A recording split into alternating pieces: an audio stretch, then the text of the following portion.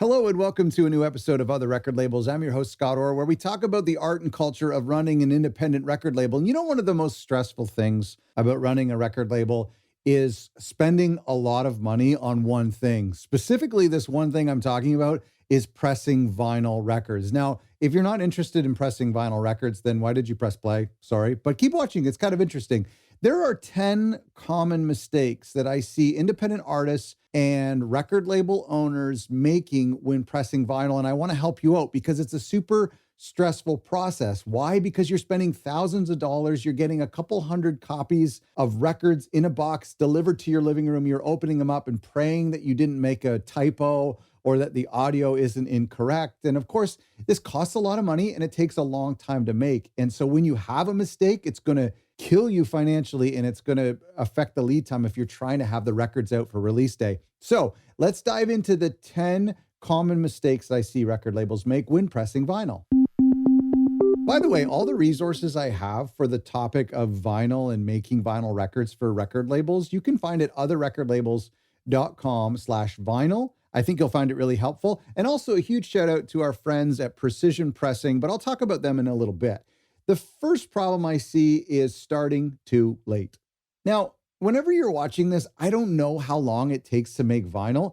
Last year, it was almost 12 months. Right now, it's like 3 to 6 months. It's incredibly good right now. So let's just assume it's going to take maybe 5 or 6 months wherever you're watching this. So at the very least, you want to start contacting your sales rep and picking a pressing plant like 5 to 6 months before your release date. So if you're starting this process and the release date's a month away, I'm sorry, I can only help you for your next release. In fact, when I was talking to my friend Paul at Precision Pressing, he was telling me that like bands and record labels should reach out to a pressing plant even during the recording phase. Like while the band is still in the studio, is a good time to start talking about, do we want to press vinyl? How many copies do you think we could sell? What type of features and colors do we want to do? And then start getting prices. You can never do this too early. So that's the mistake I see, is that people are starting this process too late. Mistake number 2, not having an objective. I mean, why are you pressing vinyl? Do you just feel like you have to do it to be a legitimate record label? Well, you don't. So the questions you need to ask are, do your fans buy vinyl? Maybe they're like the younger generation where they don't really collect or listen to vinyl, but they do like buying specific records that look pretty, that they feel like are supporting the artists, and put them up in their office or in their bedroom, hang them on the wall. That's okay. But you need to know if your fan base or the fan base of the artist that you're representing likes to buy vinyl and is going to buy your records. But what is the objective of doing these records? I'll give you an example objective. The first example could be that you need a high ticket revenue generator for the record label or for the artist. You see, good quality vinyl is selling anywhere between $25 to $50 per record. So if you're selling a $35 or $40 record, that's a good revenue generator for your record label, not only for you, but for the artist when they go on tour. They can sell it for like $30 at the table, maybe $40 if it has some cool features. There's some pretty good margins in vinyl for artists if they do the right quantity and if they price it properly. Another objective for you as a record label might be that you could reach a wider audience by doing vinyl, meaning there's some vinyl clubs or some distributors or record stores who would pay attention to you more than if you're just doing a digital release. It maybe opens the doors to conversations to local record stores in your city or the city where the artist is from. Maybe you can take cool photos of the vinyl record and post them on social media or TikToks of the bands opening their vinyl for the very first time.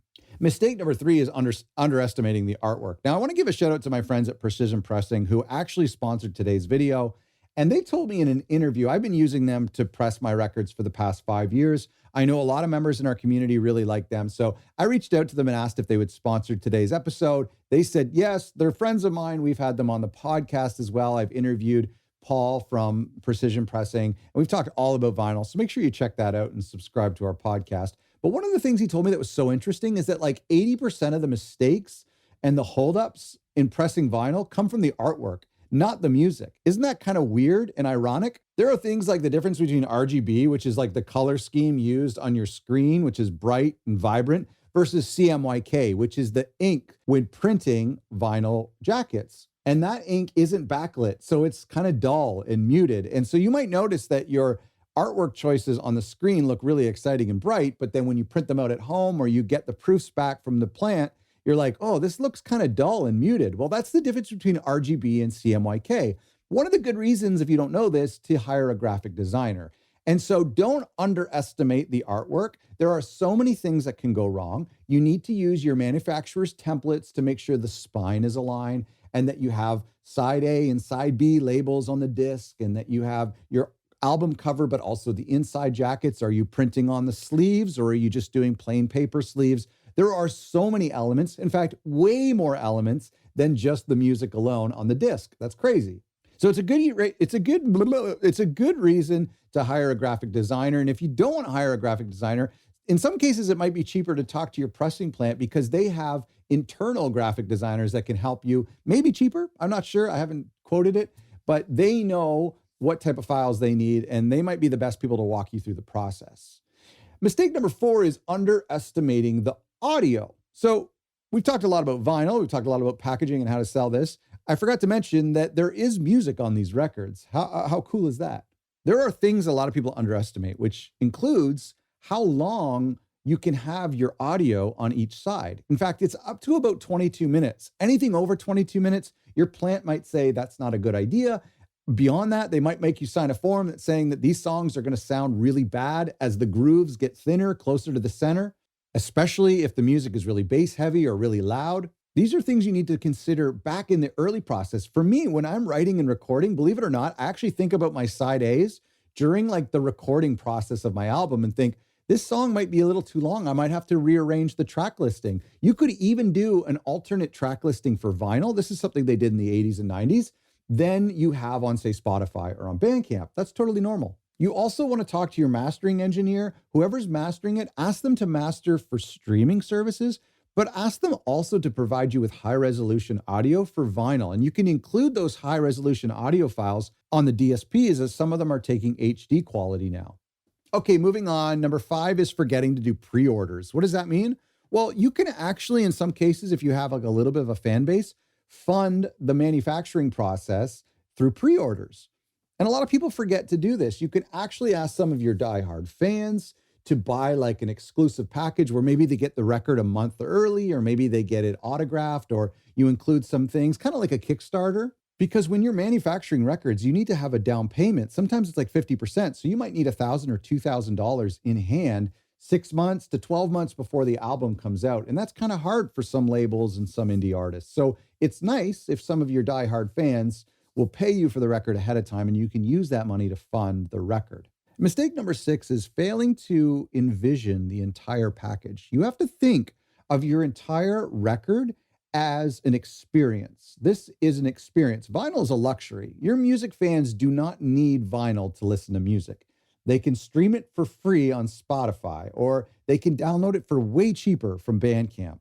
This is not the 60s and 70s. You don't need a record player to enjoy music anymore. People have a record player because it shows off their tastes in music. They like the experience of intentionally setting a record down, dropping the needle and sitting back and enjoying the package. Or in some cases, they leave it sealed and put it on their bookshelf. I have a bootleg and a test pressing. A test pressing a friend gave me in an old 1980s bootleg from a band I like, and they're on my shelf. I don't listen to them. They actually sound the bootleg is like an audience recording. It's kind of goofy sounding, but it's meaningful to me and it's hanging on my wall. In some cases, somebody will buy a record from you that they think the artwork is beautiful. They'll keep it cellophaned. They'll listen to the music only on Bandcamp or Spotify, and they'll keep the record on the shelf. That's cool. Music fans like the whole experience. I hate it when I buy a record from a major label and it's like a reissue and it's just the same album cover and backside as the CD, and it's a black vinyl, it's a thin vinyl, and it's just the music. It's like,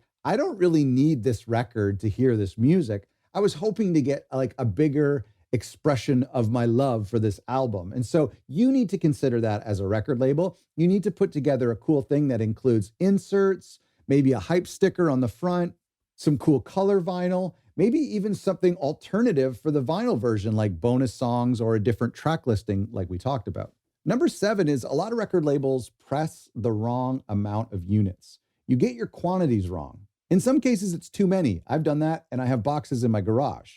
In some cases, it's too few, where you're trying to save money on the front end So let's say you saved a bunch of money, but then your cost per unit is really, really high because you only did 100 copies. The whole thing, because remember, vinyl manufacturing has a lot of fixed cost, which means it stays the same no matter how many quantities you do. So the more quantities you do, the price per unit drops down. But at the same time, you don't want to have records left in your garage like I do, and they're 10 years old. At the same time, let's say you sell 50 copies to a distributor. Awesome. That's really cool. Another 50 copies you sell on as pre-orders and on release day and the couple days after release day, like that big hype era. And now you're out of records. You don't have anything for the long tail. And so if you were to do 200 copies, you might have another 100 copies that stay with you for the next 2 or 3 years that end up being pure profit. So that works really well. Even though I do have like 20 or 30 copies from a project I did 10 years ago, I still occasionally sell those, and that's considered the long tail. And I'm selling those for like $20, and it's all profit. So it is kind of nice to have it. So you got to manage your quantities really well.